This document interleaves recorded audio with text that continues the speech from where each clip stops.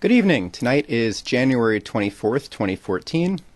You're watching our weekly Friday night webcast with Mr. Lyndon LaRouche. My name is Jason Ross. I'll be moderating this evening, and I'm joined in the studio today by Dennis Small and Dennis Mason, and together we'll be posing some questions to Mr. LaRouche, who would like to begin with a question coming from a Washington, D.C. viewer. The question is, Mr. LaRouche, this week marked the start of the Geneva II talks aimed at ending the 3 years of the Syrian conflict. The talks represent a rare opportunity to create a national unity government that can launch a full-scale campaign to drive the foreign jihadist forces out of Syria. Were an agreement to be reached in Geneva, the entire region would be changed in a matter of weeks, not months. A successful outcome would assure the safety and participation of all minorities in a future Syrian government, including Alawites, Christians, Druze, Kurds, etc. The benefits of a Geneva II agreement acceptable to all Syrian factions would also have broader benefits, weakening the insurgent forces in Iraq in favor of the central government in Baghdad, and diminishing the terrorist threats that persist against Russia, largely coming from the Caucasus. The question is the following. What mechanism do you envision for accomplishing the stated goals of Russian Foreign Minister Lavrov, U.S. Secretary of State Kerry, and UN General Secretary Ban Ki-moon, the three leading sponsors of the now ongoing Geneva II process? How would you assure the success of the effort, which would reduce the threat of general war that you have warned about so dramatically in all of your recent writings and public statements? It may well be the case that these things you're discussing are in of themselves tactical, not strategic. They are in the interest of strategic issues, but most people in the United States, and even in our government of the United States, have a very poor understanding of the distinction between tactics and strategy. When they use the word tactics or strategy, when they use the word strategy, the idea of strategy, and assume that can be called tactics, only tactics, then their use of strategy becomes confusing, especially in their own minds. Now, when leading people in a military conflict, strategic conflict, begin using the word strategy to define a condition which is tactical, they've lost a complete understanding of what the meaning of warfare is. They think it's a police action, and they don't understand what the principle of command is. People often use the word command for a tactical function. These negotiations are essentially strategically tactical in character. Now, the very definite significance of that distinction at this particular moment is that we are now on the verge of an actual strategic crisis rather than a series of tactical ones. That means the immediate thing on the table is not a series of steps toward peace or war. Those are essentially, in the order of things, essentially tactical, because they're the options we use to try to prepare for a war, or it's simply some other situation which is tactical, not rather than totally strategic in intent. We now live and have lived, especially since the assassination of President Clinton, but since the Civil War period, we have been living strategically within the United States in a global warfare pattern. This global warfare pattern has consisted of intermittent periods of relative quiet between what are major military conflicts within nations and among nations. But in the global sense of the thing, which is the only way you can define strategy today, strategy has a broader meaning in history as a whole. For example, is Christianity against heathenism or something? Those are terms that mean something usually on a global scale. We've now come to a time were the extent of from the Zeusian concept of rulership through the Roman Empire development and its successes, the Venetian horror show, which killed the greatest number of people in Europe in any single kind of a sustained economy. Those were relatively in their time seem like strategic issues. And they were significantly important enough to be considered as if they were strategic issues as such, per se. Actually, strategy is global, and today strategy is no longer merely global. It is becoming now super global. Because we're now entering in as like the landing of the Chinese team on the moon for this exploration is implicitly creates a condition where strategy is actually greater than global. It is now verging into the range of what we would call strategy, truly strategy. Because strategy now means our relationship to what we can do practically in respect to, on the one hand, what we can do with the moon. And the moon we've been visiting, but we've never been visiting it in the sense we call it strategic. Right? Rather, we do have areas like this, asteroids running loose and threatening asteroids in the vicinity of Earth and from beyond, and similar kinds of things, comets and so forth and beyond. These things now extend from tactical considerations to strategic ones. Once you get something from outside the solar system, hammering its way through the solar system, coming down from the slopes or pits of the other larger system, then becomes potentially strategic. Because the question is, what are the four factors you have to take into consideration to determine the course of history on a general scale, from a scale of a national group, from a large part of the world which is isolated from the rest of the world, and therefore it's internal to them. Whatever is internal to the associations of human organized society as a whole, or what its relative whole is. That is, who can fight with each other and who can't. Those who can fight with each other or can benefit from a close relation with each other, that is a strategic matter. It's strategic, in terms of defense. It's strategic in terms of war. It's also in the terms of war avoidance, which is the situation. That's the context which we are living now. We have two basic contestants to deal with before we draw any conclusions about strategy and tactics as actual now. What we have to consider, in particular, is the fact we have two systems on our planet, which are essentially the keystone of a strategic conflict, of what it will be. Now remember, the strategic conflict in terms of our history extends, one, continuously from the assassination of Abraham Lincoln to the present moment. That is a global perspective of what the word strategy means in terms of potential warfare. Since the assassination of Kennedy, and thus the weakening of the United States to secure the victory it had won, and the United States, Lincoln had been an ally of guess whom in Germany. So therefore, this relationship between the United States and Germany against the British Empire, which is comparable, the British Empire is not a kingdom. It's something comparable in principle, if not in scale, to the Roman Empire and to the Venetian century of the greatest death rate proportionately of the human species in Europe, which almost exterminated a great part of the entire population of Europe, including the Venetian area, which had been heavily involved in this. And out of this emerged then something more deadly. And that was when the Dutch factor beat down after the Renaissance, the death of the Renaissance. But after that happened, then the beating down of the positive factors in the world on a large scale, that we'd entered a new period.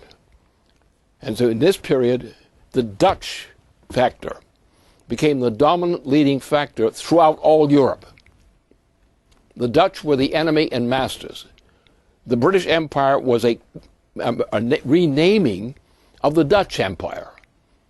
And the British Empire was essentially originated with the Dutch factor during that particular century, and then in the 18th century it spilled over where the Dutch factor spilled over into the rest of Europe. And they gobbled up France in the process. France was essentially destroyed. It had tried to come back later, but never really got that power back again that it had. But then the English process, the British Isles, were gobbled up by Dutch tyrants who invaded the British Isles and conducted a general slaughter against the Irish and other peoples and so forth, and subjected and subdued the population of England as well as Scotland, and tried to butcher the entirety of Ireland. Huh? That's the history of that part. So what happened, the emergence of the actually Dutch-led process of creating a British Empire, specifically defined in the process as being the new Roman Empire, which was the intention and stated intention in the 18th century of the intention of the attempt to crush the struggling effort to create a United States in the process. So now today, the same process, that is the strategic nature of reality in this planet, within this planet, ever since at least the latest, the Renaissance. And all the warfare and bloodshed and perpetual warfare in that entire period was of that nature. That is, in the military sense, whether for peace or war, that in the military sense is the definition of strategy, and the definition to that extent, in that capacity, the meaning of military strategy. And that is the only real meaning of military strategy. Other conceptions of strategy involve people who are meddling around and probably going nowhere or less than nowhere. And so therefore, what we're dealing with, even in my own association, the problem we have is people do not understand the meaning of strategy, use tactics tactics almost interchangeably, and they don't know what the hell they're doing, and they don't know what they should be doing, and that's what frightens me. And that's why when it comes to this institutional question, I say it's a confusing question, because it does not define the relationship between the actuality of strategy and the presumption of tactics. So we're now faced with a situation internationally on a global scale which is now nothing less than strategic. Now we have people in the United States who have a professional military or related kind of function, like a Joint Chiefs of Staff. Now the Joint Chiefs of Staff represents something comparable to what Douglas MacArthur and his junior, but partner, in World War II.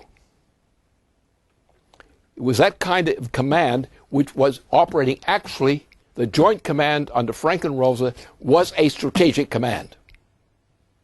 It was bringing the entire world together to a peaceful composition of nations, which would have a strategic unity of purpose, or of working purpose, shall we call it. The agreement to adjust differences within the parts based on an overall strategic conception.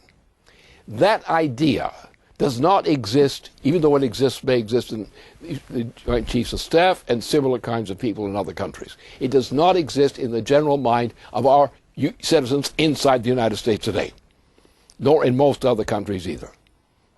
You see this in the absolute folly of the European Union. The European Union is an obscenity, which is what it's done. The creation of the European unity has created these nations of Western Europe into a degree of impotence. not only a mere impotence, but a rotting impotence, which is the kind of what's going on in Europe today. It's not impotence, it's rotting impotence, which is the worst and the most smelly kind, with the highest relevant death rates. Now here we are, we're trapped within the what is called the British Empire and its ancillaries.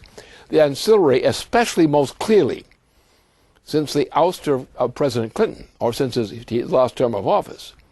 Since his term of office, the whole United States has been turned into a working hellhole. I could use another term, a kind of hole, but a hellhole will do for the moment, for the purpose of this discussion. That's what we're up to. So therefore since we have the United States government has been under the control of a nominal puppet, number one, Junior Bush, and another puppet, also minor. He doesn't even run his own government. He makes snarls to pretend he's running the government. It's really run by a woman who spends a great deal of time in Britain who took the wife of Obama as her accomplice in destroying the United States. And she had a bunch of other young women, or not so young women anymore, who were her adjuncts in this process. And they were all really queens. That is in the image of lackeys to the Queen of England. Therefore, we are stuck as long as we accept a presidency under, Bush and Obama.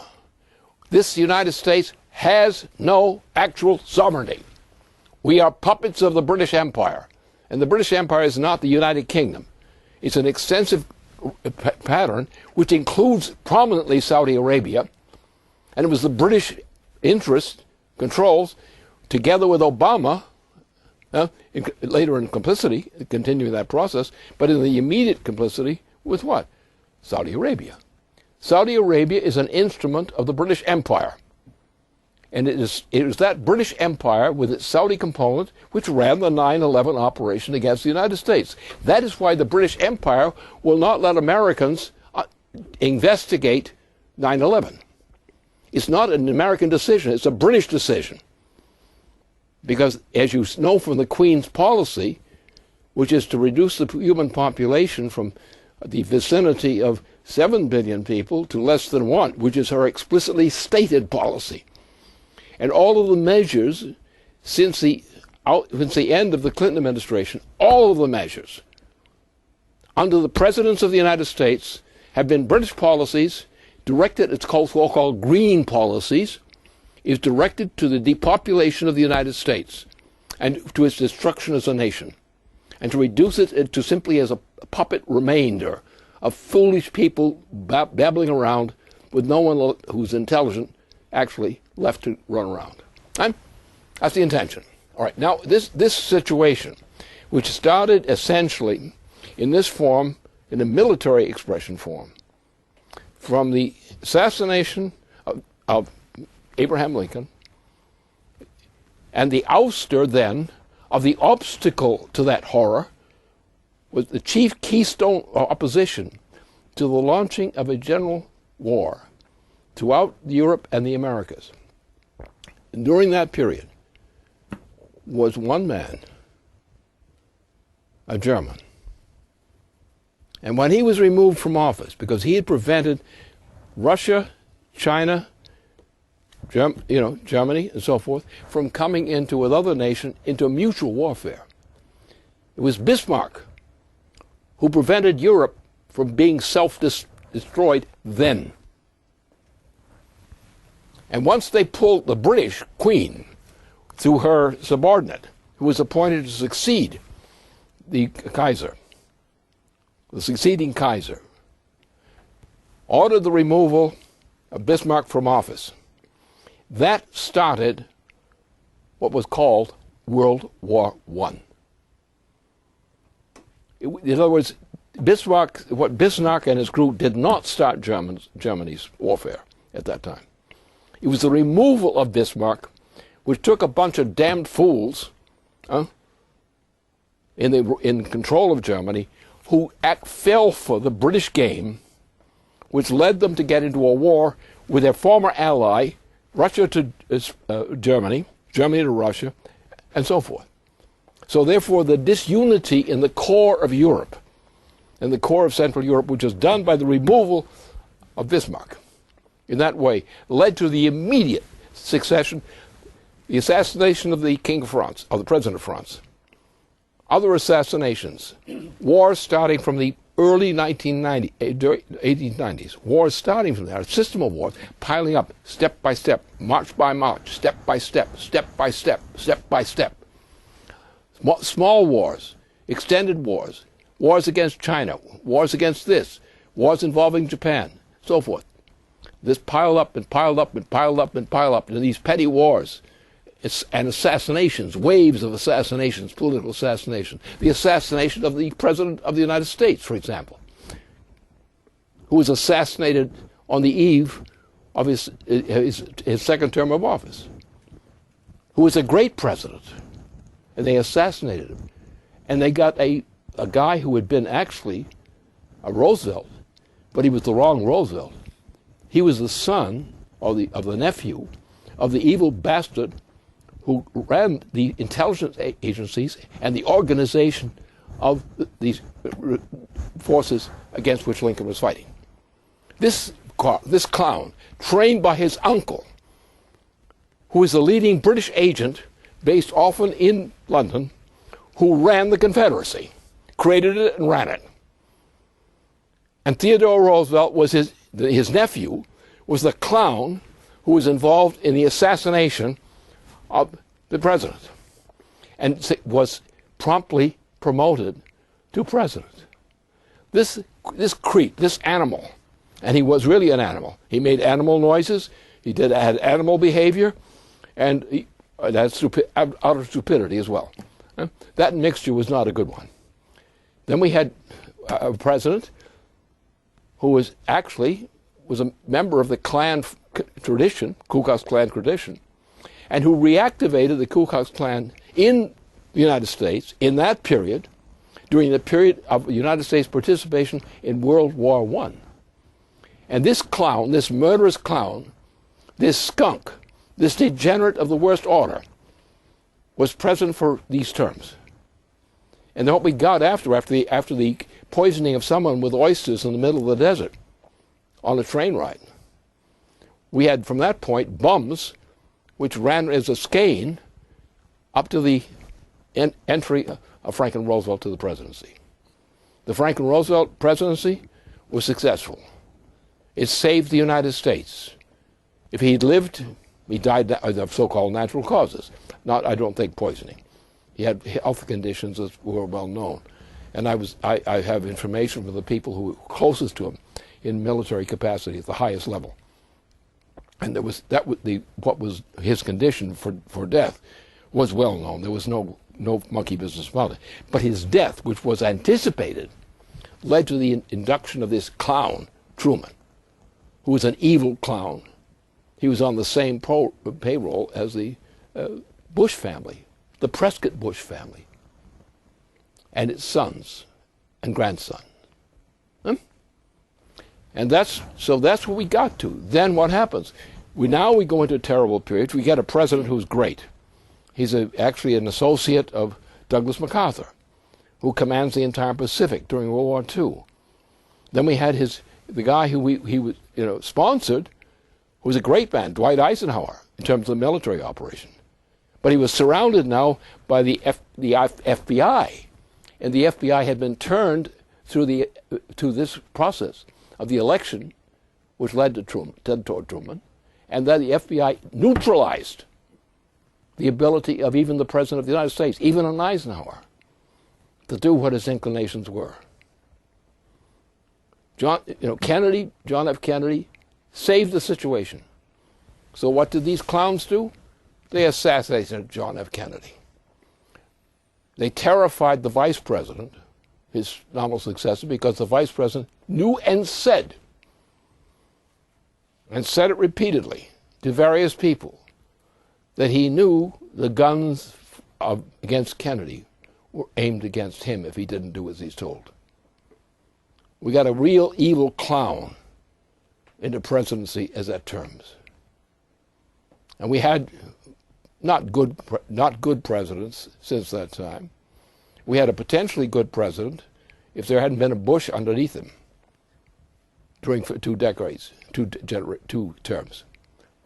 Then we had, because the Bush, senior Bush, George W., was such a clown, an incompetent clown, that he became a louse and nobody wanted him.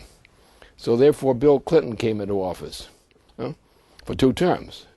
And Bill was such a problem, the fear that he would be able to control something. Well, he had a lousy, treasonous vice president underneath him anyway. That was a big mistake. But well, that's an understandable mistake if you know the circumstances. And so by the time that Bill Clinton left office, and I had a discussion indirectly with him through an intermediary who we knew each other very well. And I told him on the 2nd of January of that year, that what he has to expect was we must be looking for a nuclear or related kind of terrorist wave inside the United States during that year, probably during the middle of the year or even the later. And it happened. It was called 9/11, which was done by the British Empire with its Saudi subordinates. And the U.S. The Saudi ambassador to the United States was the key linchpin inside the United States organizing the attack, the 9/11 attack. And since that time, the information has been suppressed as much as possible by 2 successive presidencies. The Bush presidency and the Obama presidency are traitors to the United States in effect, because they have concealed the identity of the perpetrators under whom the 9/11 was permitted to occur, and the Obama who continued that permission. And people are dying in the United States today, and the conditions of life of the American citizenry is so bad today, it really stinks. Now we're killing our American prisoners by various means. We're killing our poor citizens or our poverty-stricken citizens who are stricken by poverty by these 2 administrations as unemployed without compensation. We're killing them en masse. And some jerks up in the White House are still keeping that so-called president, who's nothing but a female stooge in disguise for the clowns who really run his presidency under the British direction. So what we come to now, the strategic situation now, to make this thing very, very clear, and I laid this out to our associates in a public meeting, which is now on record in detail, video meeting. And in that meeting, I specified, on the basis of the content of the principal discussion of that meeting, which was 1 hour long, and at the termination of that, the terminating period of that meeting, I laid out in detail, for the record, on video, exactly what the problem is in terms of the issues of that moment. But I'm saying today that what I've defined today is not the proposal to discover what the problem is. I already know the answer. My proposal concerns now the measures which have to be taken to implement the implicit intention which I have now. And that means to take such measures as necessary to cause the effective equivalent of an impeachment of this president, to induce him out of office because he's only a British stooge. If you keep him in office, there is no hope for the American people. Anyone in the United States who would support or tolerate Obama's continuation in office would either be the damnedest fool in the world or an accomplice of evil. And I think Wall Street generally qualifies for a resident image of evil. And that's the problem. So instead of saying, how do we solve this little problem, which is a tactical problem in perspective, such as how do we get peace with Syria in that area?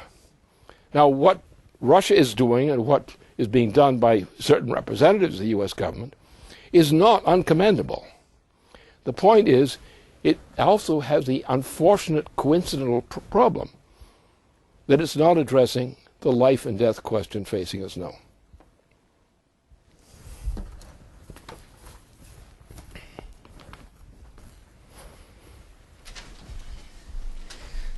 That was an explosive beginning, Lynn. So, John. I'd like to ask Dennis Mason to pose the next question. He's probably shaking. All right. Good thing he doesn't have the extra hair he carries. So I have a question about what's happening in California right now, the physical economy, the drought. Years of domination of policy by greenie idiocy and the lack of any real use of government power to develop the nation has created a profound and dangerous crisis for millions of residents of California, which is a deadly threat also to the nation's food supply. Last Friday, Governor Jerry Brown declared a statewide drought emergency, since California has now received the lowest levels of rainfall and snowfall since statehood in 1850. The current levels of snowpack in the Sierras are only 17% of the average level. Now, California was built by far-sighted individuals who, in the early part of the 20th century, moved water from the mountains to the desert areas in the center and the south of the state and to the southern coast.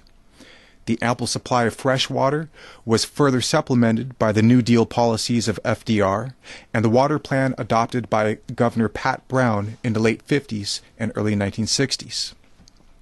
Now, this allowed for formerly bone-dry areas of California to become the nation's richest source of fruits and vegetables, as well as livestock and dairy production.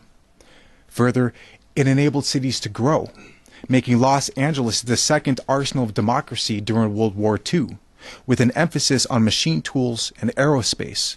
The Bay Area grew as a center of auto, shipbuilding, and trade. The greenie policies since the assassination of John F. Kennedy led to a dismantling of industry, a collapse of energy production, a breakdown of the water and related infrastructure, which had been key to the advance of agriculture. Farms are being lost, and cities, large and small, face a future with no water. Now, obviously, thermonuclear Nawapa is the long-term solution as an opening to Eurasia, but it must begin immediately. Now, the question is, how can we approach this strategically to provoke the sense of urgency which is required to move key sectors of the population to join us in this mission?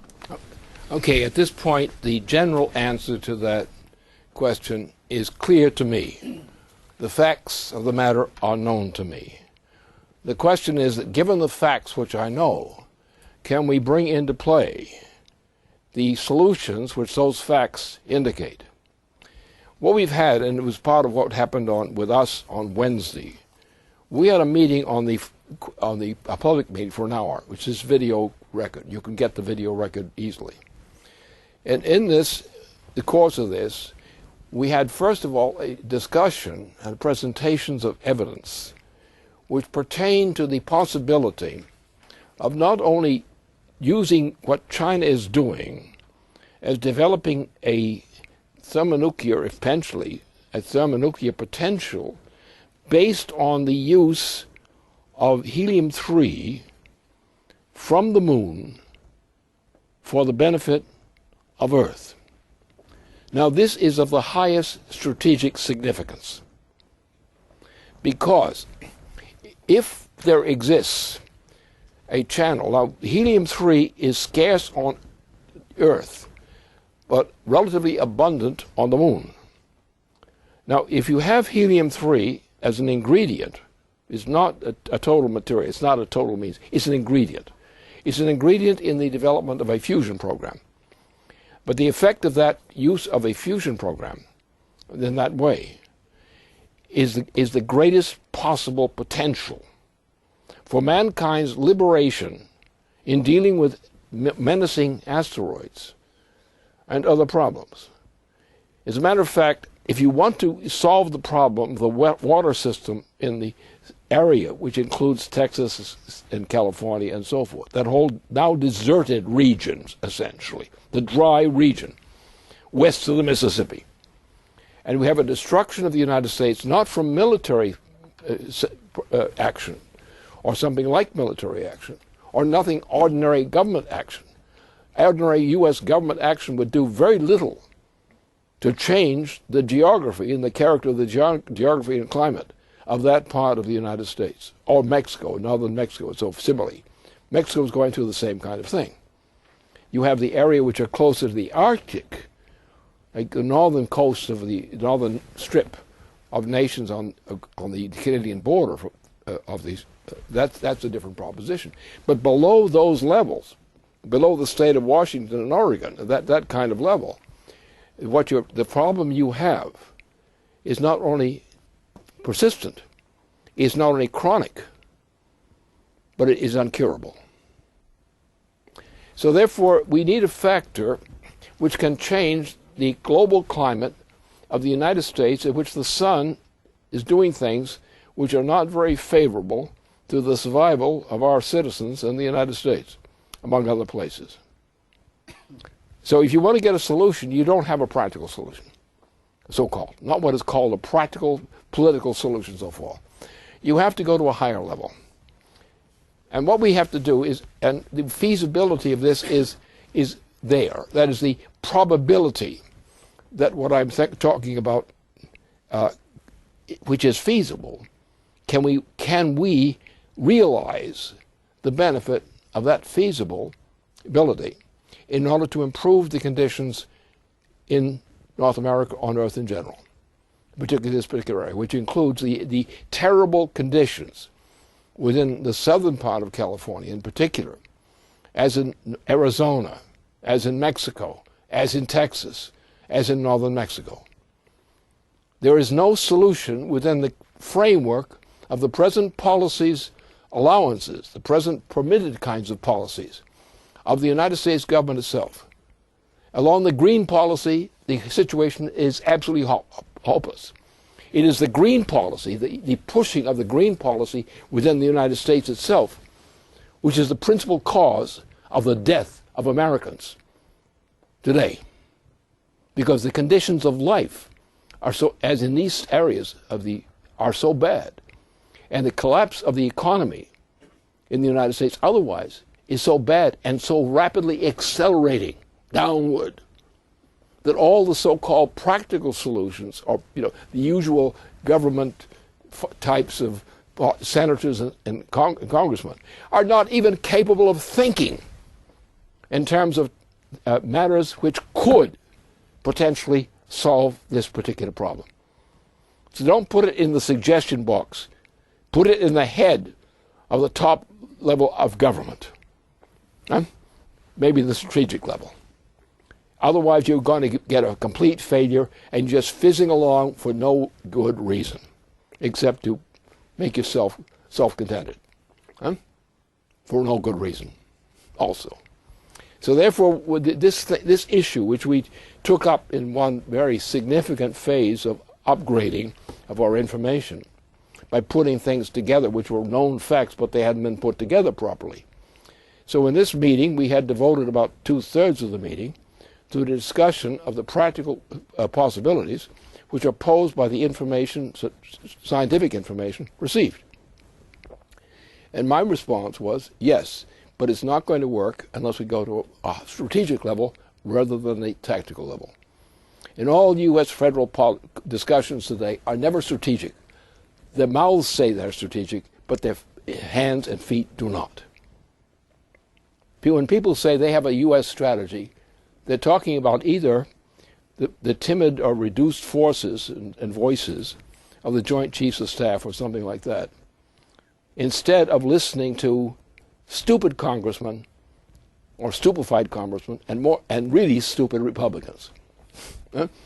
And they will do nothing, absolutely nothing, of any positive effect to do anything to alleviate the suffering which the present circumstances are already continuing to impose upon the United States. Shutting down the green policy would be of big help. shutting down Wall Street, shutting down Wall Street would be the best thing you could do in the short term for Americans right now. You just take all the Wall Street apparatus, throw it out of the United States, tear up its money, because the money's not worth anything anyway. Don't let them go off with fake money and try to pass that on the rest of the world. That will not help anybody. All Wall Street owns is fake money because it has no intrinsic negotiability in terms of production, in terms of consumption or production, human consumption, human benefits, human education.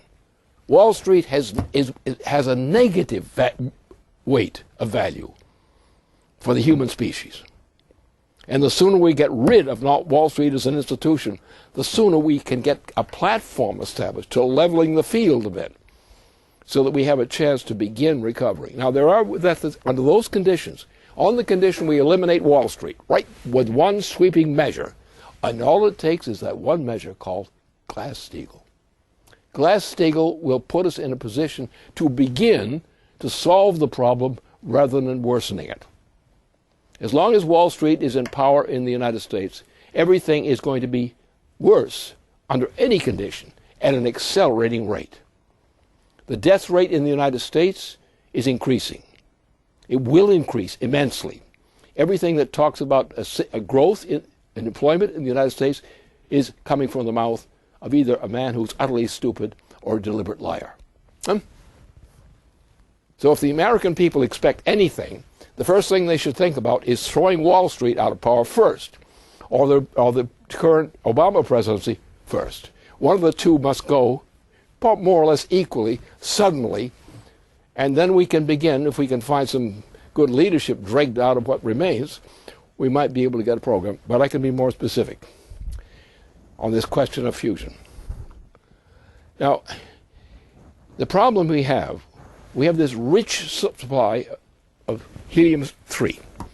Now, if that can be applied by known scientific methods to set forth a program, not an instant miracle, but a program of development of thermonuclear fusion, which is based on the inclusion of the factor which is supplied by the use of helium-3. Helium-3 at present is in very rare availability on the Earth itself. We do not have enough helium-3 to have a helium-3 benefit effect on a fusion program. The necessity is to increase the feasibility, and the only way you can do that is by taking helium-3, which is a product of the sun.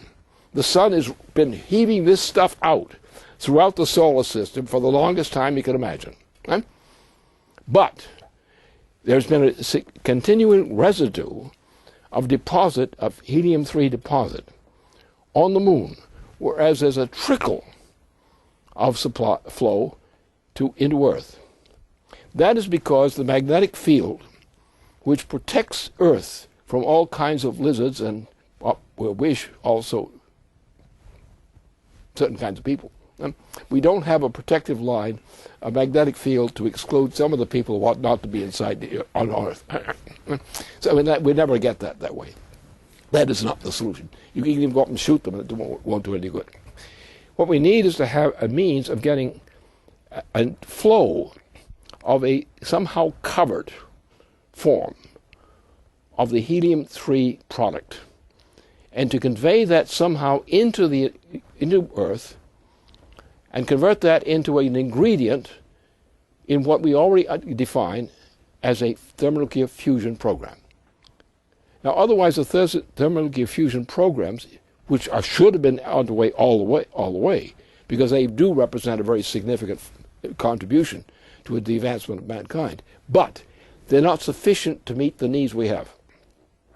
So therefore, if we could combine thermonuclear fusion products with the ingredient of the utilization of helium-3 as a component raw material supply, we could, probably from some of the people around Princeton and so forth, people of that type throughout the United States, we could formulate under a decent government, which we don't have presently, unfortunately, but under a decent government, these same people who are being squelched now and been discouraged and squelched, would be able to meet under federal protection and security arrangements. And it would be material security. It would be security against nuclear weapons and thermonuclear weapons. And the people operating as we did in World War I or World War II to develop a nuclear program, and what was involved there, we would do that again. But this time we would do it for peaceful reasons, not for war. And the peaceful reasons are to enable the United States to do something more. If we on Europe, in cooperation with China, the present program for thermonuclear fusion based in China operations now, and other things like that, and deliver what China is going for. China is going for the utilization of thermonuclear fusion through the use of helium-3 on the moon. Now, to do that on the moon is possible. The technology probably can be pulled together. But to bring the benefit to Earth, you need to be able to transfer a flow of some kind of packaged helium-3 and incorporate that as a raw material included in the thermonuclear fusion program of the capability which is already known in the United States. Under those conditions, the rate of increase of development of the world, of the planet, would increase, say, would give it 10 years. Just starting the program will cause other things to click into place, which will be remediable and a buffer against the worst effects. But we have to think about a period of going from 10 to 20 years, and effectively a generation. And within one generation, we could reach, if we wished to, if we had the capability to decide to do that, we in the United States, together in work with people like Russia, China, and so forth, India, and so forth, those kinds of nations, and others as well. If we have a cooperative international agreement, which is agreement to peace, actually, at the same time, but a product of such an agreement, not a product of saying, we wish to be peaceful. Let's have a motive for peace, not a wish for it. And voting for a wish for peace will do you very little good. You've got to get an actual determination to benefit from something which in both negative respects and positive effects is you're being pushed to do in the vital interest of the human species as a whole.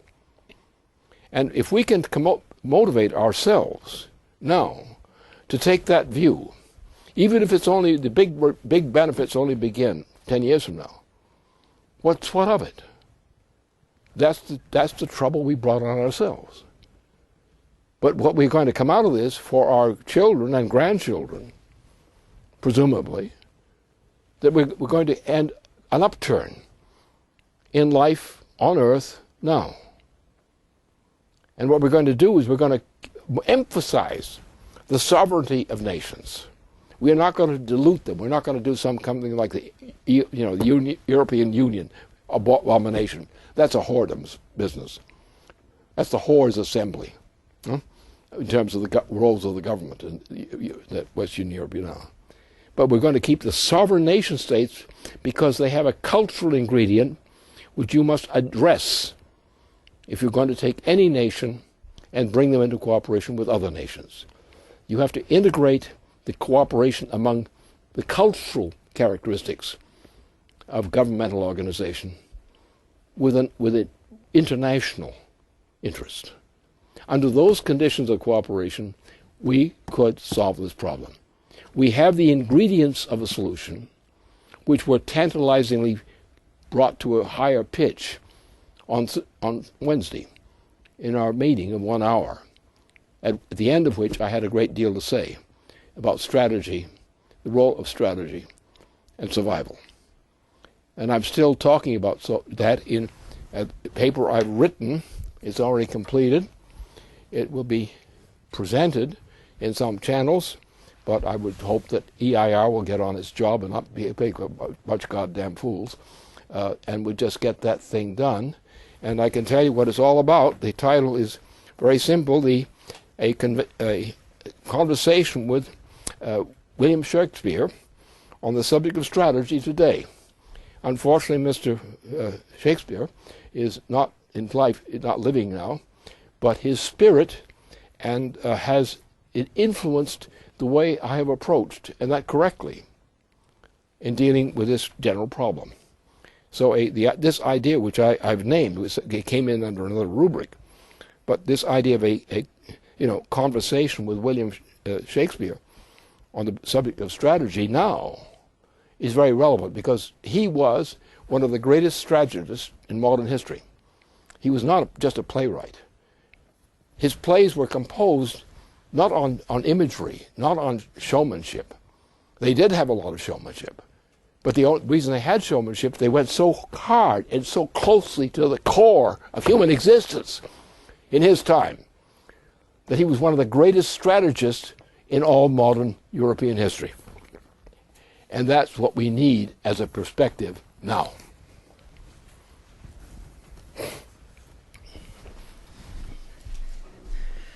Well, it's a shame Shakespeare won't be able to respond to you, at least not directly. Very much. Let me pose a question that deals with another person who's unable to speak to us in person, John Kennedy. This question comes in from Matthew Ogden, the usual host of these events. He says, so we're skipping ahead, he says, Lynn, as you know, the Schiller Institute accomplished a truly historic breakthrough this past Sunday with the 50th anniversary John F. Kennedy Memorial Requiem Concert at the Cathedral of the Holy Cross in Boston, a beautiful cathedral which serves the entirety of the Boston Archdiocese. A very large audience of 1,200 people attended, representing a rich cross-section of different communities from the Boston area, and also including international delegations representing a number of consulates from around the world. Also, a number of special guests attended, who had been present at the original Requiem performance for Kennedy at the cathedral on January 19, 1964, including the former mayor of Boston, Richard Flynn. Mayor Flynn, who also served as U.S. ambassador to the Vatican in the 1990s, made a short speech before the performance, in which he welcomed the audience to the cathedral on behalf of both himself and the Cardinal of Boston, Sean Patrick O'Malley, and he thanked the chorus and orchestra for so aptly commemorating the historic performance of 1964 that he had himself attended. Ambassador Flynn was also quoted in a prominent article about the concert published this morning in the Boston newspaper, The Pilot. He said, "This was a tribute like no other, because you really felt that you were in the presence of Kennedy and the Kennedy legacy and what he meant for Boston." Your wife, Helga Zepp-LaRouche, also spoke immediately after Mayor Flynn.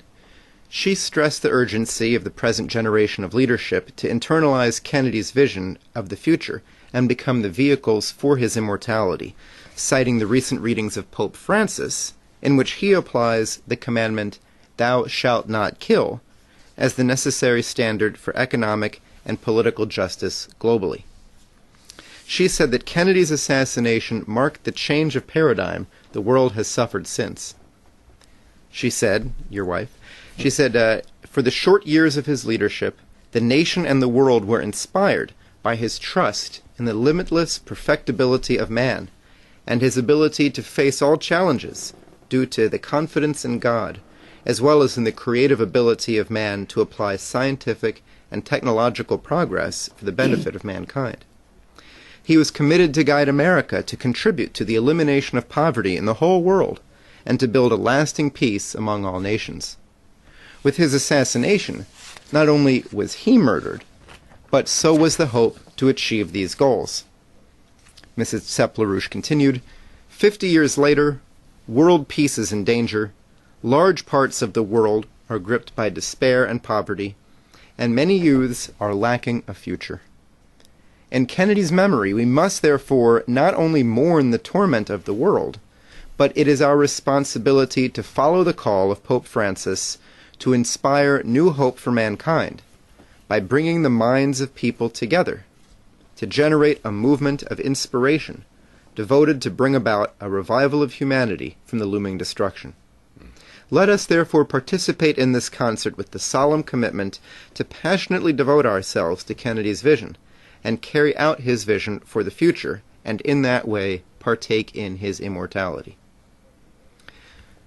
So Matt continues. Matt says, I certainly believe that everyone who participated in this performance, musicians and audience members alike, did indeed partake in the immortality of Kennedy, in large part because of the juxtaposition between Mozart's truly immortal Requiem Mass and the audio clips of the voice of John F. Kennedy himself. It is clear that this event will have implications that will reach far and wide, perhaps even beyond what the participants themselves can now imagine. The question to you is, in the context of the decay of Western civilization that we've experienced since the assassination of Kennedy, while we see Eurasia experiencing a surge upward, typified by China's recent successful landing on the moon, this creates a clash between the transatlantic and the Eurasian regions, which now threatens global thermonuclear war. What are the top-down strategic implications of what the Schiller Institute accomplished this past week in Boston and bringing back to life the immortal mission of John Kennedy? Well, if you look at it from a scientific standpoint, actually the same subject, the same issues, the same topics, the same questions, and the same tentative answers. They're tentative answers because they're not complete answers. And that's the touch on which attention is required. Now, the problem has been, we have a dichotomy between religion and science. Now, it doesn't mean that the scientists all have to be, in a sense, practicing prayers as such, though that may be helpful in many cases, which were otherwise unsuccessful in their attention. But it begins because there's a dichotomy within the culture of modern society, which is not original to modern society. But you look at this thing back from the standpoint of the Apostle Paul in 1 Corinthians 13. A very simple statement, which is agreeable, shall we say, to many people. But is there a punch in it, so to speak? And I would insist there's a punch.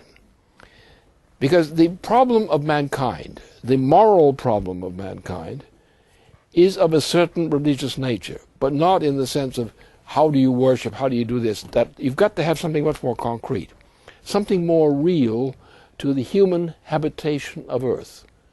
Because there is not much sign of any promise of actually moving a population from Earth presently to beyond the solar system into the galaxy. So therefore, the universality which is required for Christianity in particular, and also for Judaism, the same issue. There's a division between traditional Judaism and Christianity, but the division is not one of roots, it's one of expression.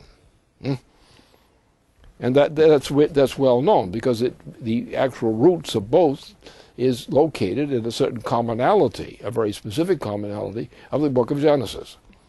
And that is generally considered by most of us who estimate things that the book of Genesis is the foundation of any kind of real belief in humanity.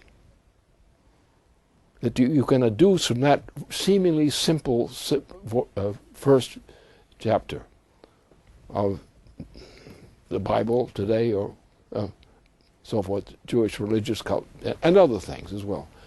What is the commonality of the difference of a man from an animal? That's the question. We are confused on that point because people have told us we have mathematics or mathematical physics on the one side and art on the other, or what we call classical art on the other, or the real classical art on the other. And it's the disunion between the factors of culture and religion, and variations in culture and variations in religion, which become a convenient tool for the use of the principle of evil called Zeus.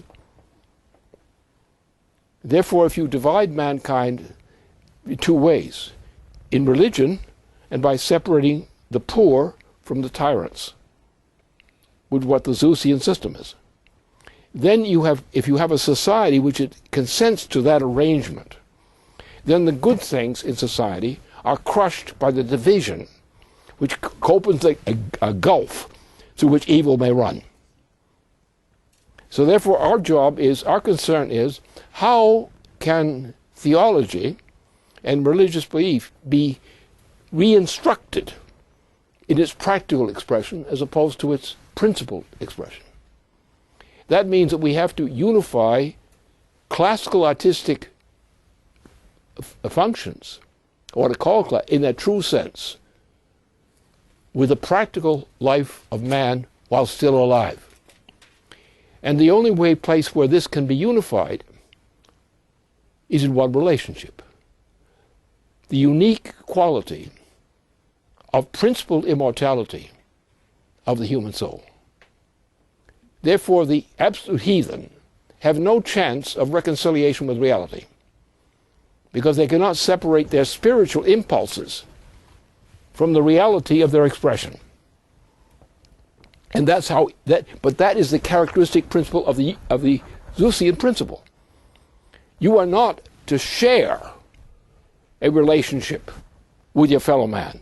You're supposed to have an opposition between one class and the other. And by dividing these classes and giving them separate laws and separate rules and separate intentions and separate limitations on what they can do, you create a division, which is the opening to the gates of hell. And that's the way you have to look at this. Therefore, the unity, the object at base, is the unity between truly classical science and classical art and faith and practice. That unity is the only means by which mankind will ever succeed in mankind's implicit immortal mission. And that is the measure we must realize, and for which we must instruct people who are stubbornly foolish about this question. We cannot have a division between what is called a classical culture, like that of my friend, my dear friend, who is now unfortunately deceased, but who was once considered a great playwright. But he was not just a mere playwright. His playwright role was merely an underlying expression of his pure genius.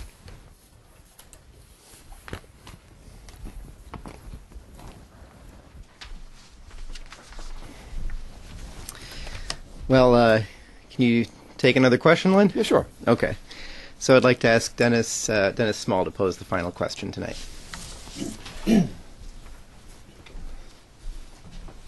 Thanks, Jason. I feel like this we have a little bit of time reversal here because this question in part has been answered by the previous answer. But all the better, because this also, I would like to take this back to the themes with which you opened this webcast, the issue of strategy and tactics. Now, yesterday, LaRouche PAC issued a leaflet for national distribution, and the headline of this leaflet was, "On the Cusp of Thermonuclear War, Obama Must Go." And in that leaflet, Mr. LaRouche explained not only the danger of an imminent outbreak of thermonuclear war, but the stunning incompetence of most American political leaders to even recognize the danger, let alone come up with a solution to the crisis. And what you stated in this regard, Lynn, was, and I quote, "The problem is that practically no politician inside the U.S. Congress or most of the other government institutions, most of them have no comprehension of the distinction of strategy from tactics." Close quote. Now, most of you can almost hear your local congressman or your neighbor protesting, "What are you talking about? I know the difference between strategy and tactics. I'm a lawyer. And furthermore," he pulls out his smartphone, "and I could look it up right here, and I will tell you." And it's clear. Tactics, he pronounces in his best stentorian voice, are the actual means used to gain an objective, while strategy is the overall campaign plan. Close quote. That's from Wikipedia. Well, not so fast, Mr. Congressman, because the issue is far more fundamental and complex than that. Now, in a discussion with colleagues on January 20th, Mr. LaRouche had elaborated on the concept that is required to actually think strategically and not merely tactically. And I'm going to take the liberty to read a couple of brief paragraphs from that, even though I believe that it will make some among you who are listening a little bit uncomfortable. And I quote, Now, most people out there don't believe in creativity. They believe that when you're dead, and you might be kindly remembered. I, Mr. LaRouche said, live to a higher music, a higher form of music. I know that the natural characteristic of mankind, as a matter of scientific evidence on this point, is the ability of the human individual, when adequately developed in self-conception, is actually in himself an implicitly immortal personality. I don't mean that they are immortal in being remembered, Mr. LaRouche continued. I mean they're immortal in the sense of what they are able to produce and accomplish even after they are dead. And this is not simply out of memory. This is because they have come into life before death reached them. They've come to a point in their life where death is occurring, but they themselves are not dying. Their body is dying. But the influence in society which persists after their formal burial, they're still there. Because what they embedded in society is still inventing. It's still creating. And Mr. LaRouche concluded in this regard, like Nicholas of Cusa, for example, who are still living today as a growing development of outlook and influence still today in some parts of the world. The function of mankind is to be immortal, not in a merely figurative sense, but in a real sense. It is the flesh we abandon. We're not able to hear or speak any longer, but what we have built into society could exist forever. That is true immortality." Close quote. Now, back in 1450, Nicholas of Cusa addressed the same profound issue from a slightly different perspective in his dialogue, The Layman About Mind. And I quote Cusa, "Mind is a living measure which achieves its own capacity by measuring other things. Mind is not of the nature of changeable things which it grasps by sense perception, but of unchangeable things which it discovers in itself. Mind is a living substance. Its function in this body is to give it life, and because of this, it is called soul. Mind is a substantial form of power." Close quote. So the question, Lynn, is how do we breathe new life into the body politic in the United States and internationally? Well, the other way to put it, with the same genre of intention, but with a different, considering an additional aspect of this process. What is the difference between man and ape? Now, man looks like an ape, or an ape looks like a man. Not quite, but a close call. So often people have speculated, are monkeys possibly intelligent? Are apes intelligent? Now, if you ever seen a gorilla, like the Congo jungle gorilla types, they sit on the slopes. It's a family's group. It's a small group of an extended family. And they mate, and they do it in front of each other. Yeah. They do various things.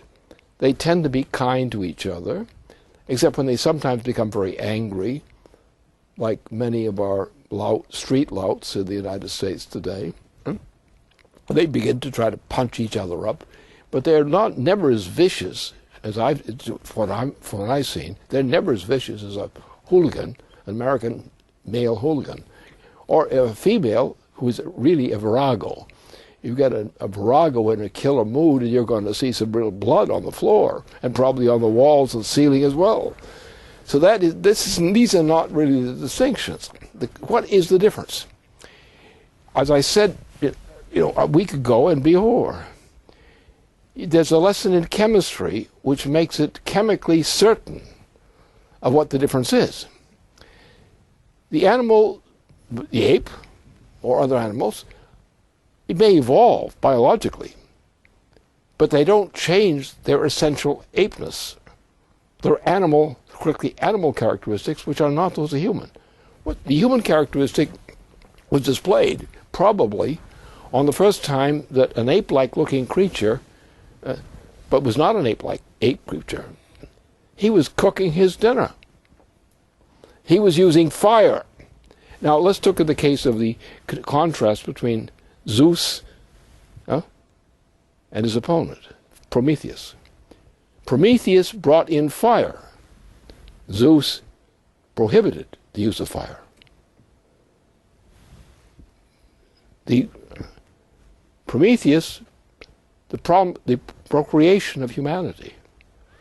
Zeus, the destruction of excess humanity.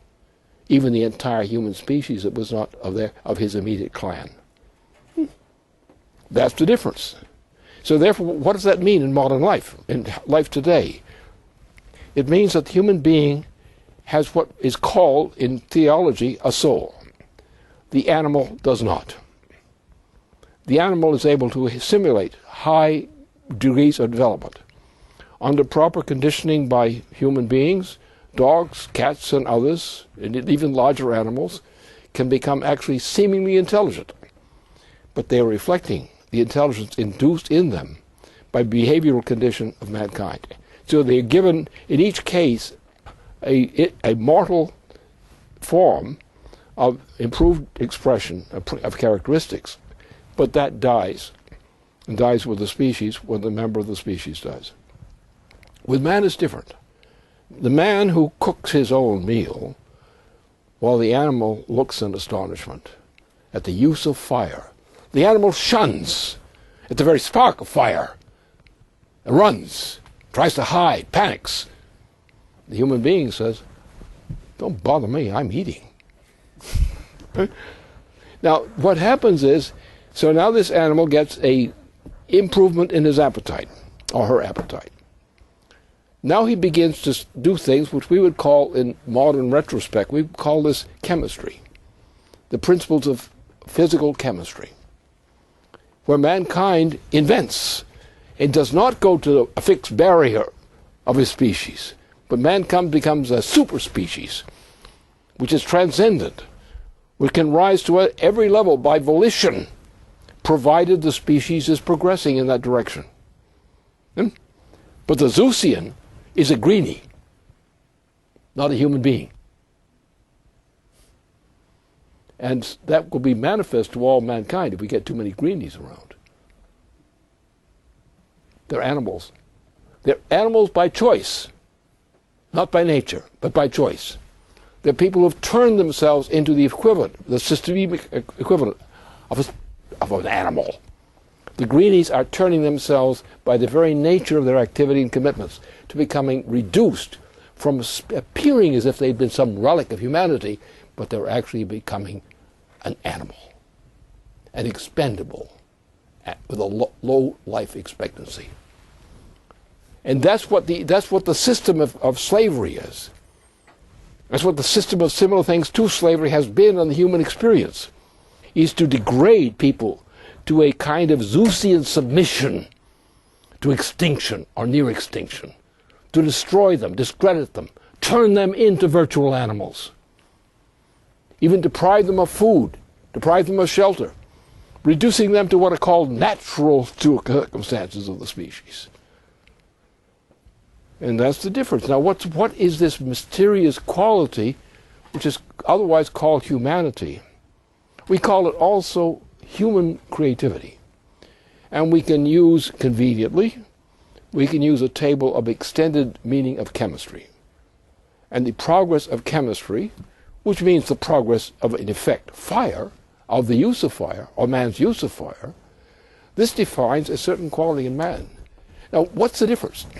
The animal remains perpetually a beast, intrinsically a beast.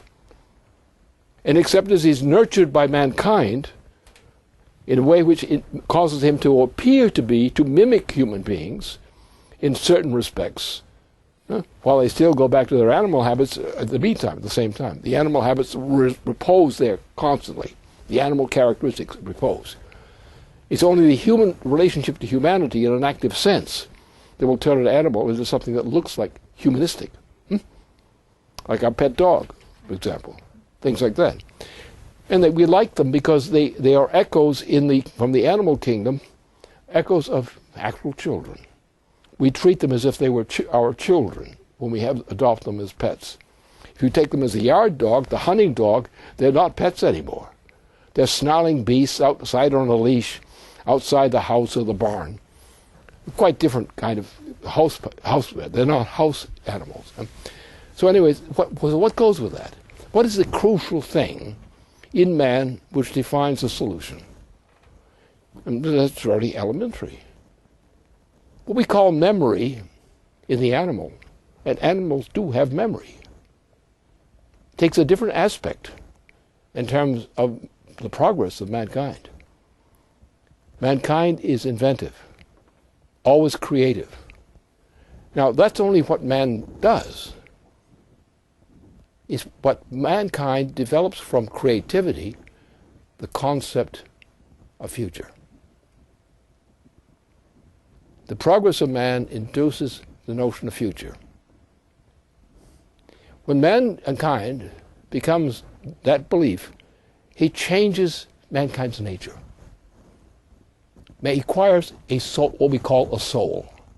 The animal has no soul in that sense. It's the cultivation of the soul which becomes the spark of incentive to realize something in them which has to be realized and expressed. What we call it the creative initiative. And you have people like, even, say, from the 1890s on, you had people who were working particularly with that point of view, like Max Planck was part of the part. Einstein had a similar inclination in his view of mankind. Planck was much more emphatic in his relationship to other people when he went from the physical science side to incorporate other things from other people to realize a broader and deeper interest. We recognize it in theology when we look at what Paul, like 1 Corinthians 13, is a perfect and very compact expression in which the last verses in that one piece express with a great degree of precision. If you simply have the sense of understanding what Paul means, it's one of the most explicit, correct, and compelling concept, which so in such a compact expression expresses the principle of soul, the principle of human immortality. Without that unifying concept of immortality between man as a religious creature and man as a creature working in the world, you're not capable of realizing the true goal of development, of the development process which distinguishes mankind.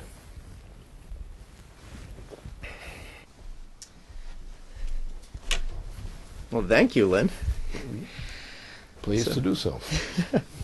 Well, that will bring a close to our event this evening. I'd like to thank Mr. LaRouche again, thank Dennis Mason and Dennis Small, and let you know to mark your calendars that next weekend we're going to be having 2 webcasts.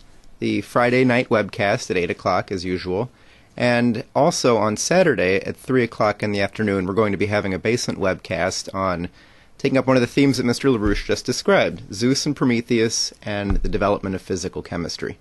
So we will see you at both of those and our other events in the meantime. Good night.